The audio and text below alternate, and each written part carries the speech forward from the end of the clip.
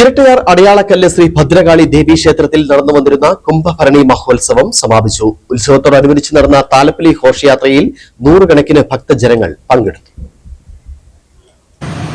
ഇരട്ടയാർ അടയാളക്കല്ല് ശ്രീ ഭദ്രകാളി ദേവീ ക്ഷേത്രത്തിൽ 7 ദിവസങ്ങളിലായാണ് കുംഭഭരണി മഹോത്സവ ആഘോഷങ്ങൾ നടത്തിയത്. ക്ഷേത്രം തന്ത്രി നരമംഗലത്ത് ചെറിയ നീലകണ്ഠൻ നമ്പൂതിരിയുടെയും ക്ഷേത്രം മേൽശാന്തി മോഹനൻ കാനത്ത് തിരുമേനിയുടെ മുഖ്യ കാർമ്മികത്വത്തിലാണ് ക്ഷേത്ര ആചാര പൂജാകർമ്മങ്ങൾ നടത്തിയത്.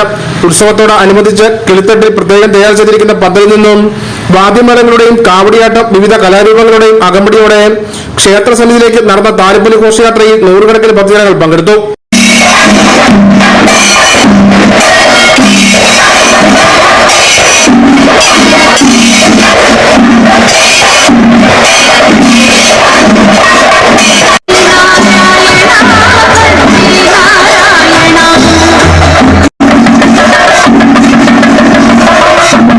അടയാളക്കല്ല് ക്ഷേത്രത്തിലെ തിരുവുത്സവത്തിന്റെ പ്രധാന വഴിപാടായ കല്ലുങ്കൽ നവകണ്ണ ഗുരുതിയോടെയാണ് ഉത്സവം സമാപിച്ചത്.